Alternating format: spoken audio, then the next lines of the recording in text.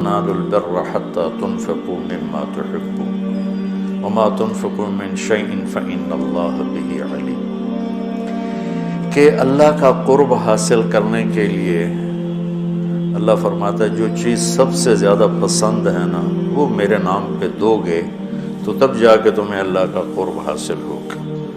کہ محبت کے مقام تک پہنچنے کے لیے اپنی مرغوبات کو قربان کرنا پڑتا ہے، اور سب سے زیادہ انسان کو جو محبوب ہے وہ پیسہ ہے۔ کہ اس لیے پورے قرآن میں بے اموالکم و انفسکم، بے اموالکم و انفسکم، کہ اللہ کو پاؤ، اللہ کے دین کے لیے محنت کوشش کرو، اپنے مال اپنی جان۔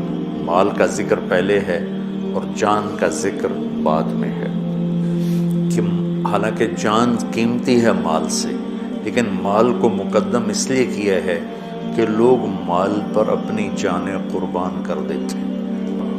تو جب آدمی مال قربان کرتا ہے تو پھر جہاں مال لگتا ہے دل بھی وہاں چلا جاتا ہے۔ ایک صحابی آیا، یا رسول اللہ مجھے موت سے ڈر لگتا ہے۔ آپ نے فرمایا تیرے پاس کو پیسے ہیں؟ کہ جی ہیں۔ کہا وہ اللہ کے نام پہ خرچ کر دے، موت کا ڈر نکل جائے گا۔ کہ جہاں آدمی کا مال جاتا ہے وہیں اس کا دل بھی چلا جاتا ہے۔ امام زین العابدین علیہ السلام کی خدمت میں کوئی آتا تھا سائل، تو کہتے اللہ تیرا شکر ہے، تو نے میرا سامان میرے گھر پہنچانے کے لیے سواری بھیج دی۔ سمجھو ان کی بات؟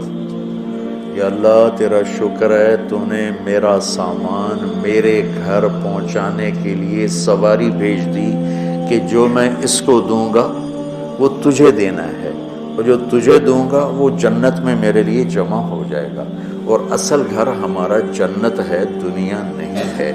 تو کہتے تھے یا اللہ تیرا شکر ہے کہ تو نے میرے گھر کا سامان میرے گھر پہنچانے کا سامان پیدا کر دیا۔ تو بچوں اللہ سے سخاوت مانگو۔ موسیٰ علیہ السلام نے پوچھا یا اللہ تیرے ناراض ہونے کی نشانی کیا ہے؟ تو اللہ تعالیٰ نے فرمایا موسیٰ جب تو دیکھے بارش بے موسم ہے اور پیسہ بخیلوں کے پاس ہے اور حکومت نادانوں کے پاس ہے تو سمجھو میں ناراض ہو چکا ہوں۔ جب بارشیں بے موقع ہوں، پیسہ بخیلوں کے پاس ہو جو نہ خود خرچ کریں نہ کسی اور پہ خرچ کریں، اور حکومت بے وقوفوں کے پاس ہو تو میں ناراض ہوں۔ کہ یا اللہ جب تو راضی ہو پھر جب تو دیکھے بارشیں موقع پر ہو رہی ہیں، پیسہ سخیوں کے پاس ہے، حکومت سمجھداروں کے پاس ہے، تو سمجھ لے کہ میں لوگوں سے راضی ہوں اور ان سے میں خوش ہوں۔ آج پیسہ بخیلوں کے پاس، سخی بہت تھوڑے ہیں جن کے پاس پیسہ، ورنہ سب بخیلوں کے پاس جو بالکل کالا سیاہ سپ بن کے اتنے بیٹھے کہ نہیں خرچ کرنا۔ اور ایک کم وقت ہوتا ہے وہ بخیل کا بھی پیو ہوتا ہے، وہ شحیح ہوتا ہے۔ بخیل تو اوروں پہ خرچ نہیں کرتا، اپنے اوپر پھر بھی کر لیتا۔ ایک شحیح ہوتا ہے کہ نہ اپنے اوپر خرچ کرنا نہ کسی اور پہ خرچ کرنا، بس گن کے خوش ہو کے مر جانا۔ کروڑ ہو گیا، 2 ہو گیا، 100 ہو گیا، 100 ارب ہو گیا، ارب ہو گیا، ملین ہو گیا، ٹریلین ہو گیا، اور بڑی بڈھے ہر شے چھڑ کے مر جانا۔ پچھلے اولاد تو پتہ نہیں نصیب ہے کہ نہیں ہے۔ نصیب یہاں لکھا ہوتا ہے، ماں باپ نصیب نہیں بناتے، نصیب یہاں لکھا ہوتا ہے۔ تو اللہ کو بخل سے نفرت ہے اور سخاوت اللہ کو پسند ہے،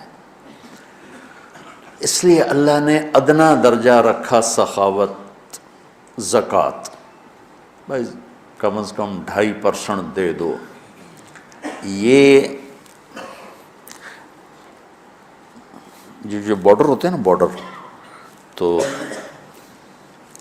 یہ پاکستانی بارڈر ہے، یہ انڈین بارڈر ہے، یہ والی جگہ جو ہوتی ہے نا یہ مشترکہ ہوتی ہے، تو ادھر سے وہ ادھر آ گیا ہے، پاکستان سے وہ نکل چکا ہے، انڈیا میں داخل نہیں ہوا ہے۔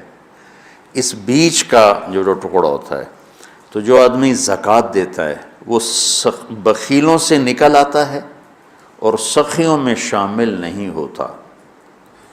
ابھی وہ راستے میں ہے. اگر وہ 2500 پہ 1 روپیہ بھی اوپر کر دے تو سخیوں کے بارڈر میں داخل ہو جائے گا. پھر آگے سخاوت کی کوئی حد کوئی نہیں. لیکن جب تک وہ زکوٰۃ دینے والا کوئی سخی داتا نہیں بن گیا، بخل سے نکل گیا، درمیان میں، جیسے مرد و عورتوں کے درمیان ایک مخلوق ہے نا، نوشیروان کا پوتا تھا خسرو، جس نے اللہ کے نبی کا خط پڑھا. اس کے پاس آیا ایک مچھیرا مچھلی لے کر، اس کو اتنی پسند آئی، انہوں نے کہا 4000 دینار اس کو دے. 4000 دینار 80 کروڑ روپیہ بنتا ہے. تو اس کی بیوی نے اس کے کان میں کہا یہ کیا کیا؟ کیا کیا؟ کہ ایک مچھلی پہ 4000 دینار دے دیا ہے تو خزانہ خالی کرو گے؟ اتنی بے وقوف. اس کی بیوی کا نام تھا شیریں. انہوں نے کہا تو کیا کروں، میں تو بادشاہ ہوں. کہ اس کو واپس بلاؤ، اس سے پوچھو یہ مچھلی نر ہے یا مادہ. وہ کہے گا نر ہے، تم کہنا واپس لو، ہمیں مادہ چاہیے تھی، پیسے دے دو. وہ کہے گا مادہ ہے، تم کہنا ٹھیک ہے واپس لے لو، ہمیں نر چاہیے تھا، ہمارے پیسے ہمیں دے دو. ہاں یہ ٹھیک ہے. تو اس کو بلایا، ہاں بھائی یہ مچھلی نر ہے یا مادہ؟ کہ حضور یہ ہیجڑا ہے نا یہ نر ہے نا مادہ. تو وہ بادشاہ نے کہا 4000 اور دے دو.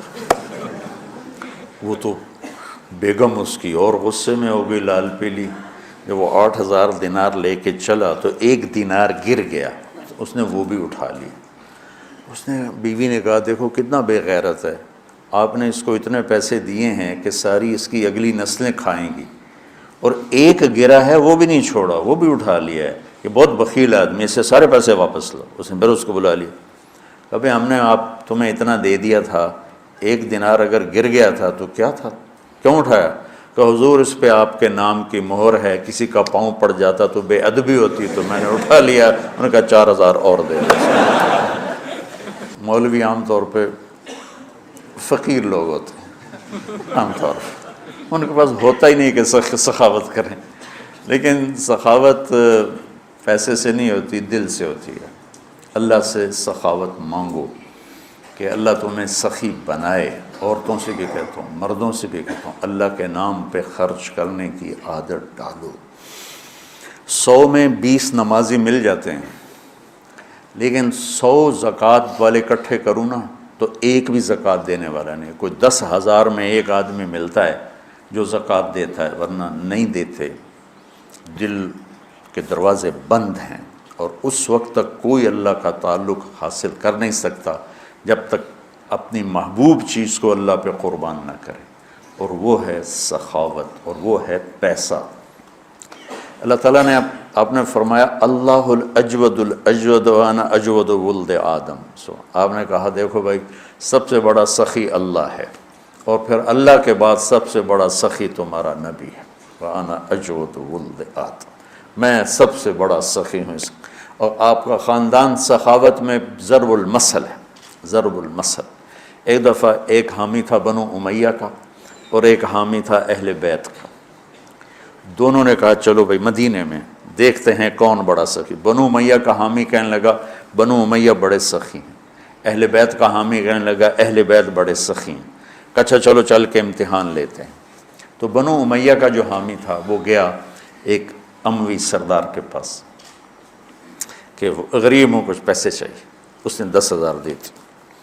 پھر دوسرے کے پاس گیا، اس نے 10,000 دے دی. پھر تیسرے کے پاس، 10 سرداروں کے پاس گیا، ہر ایک نے 10,000 دے دی.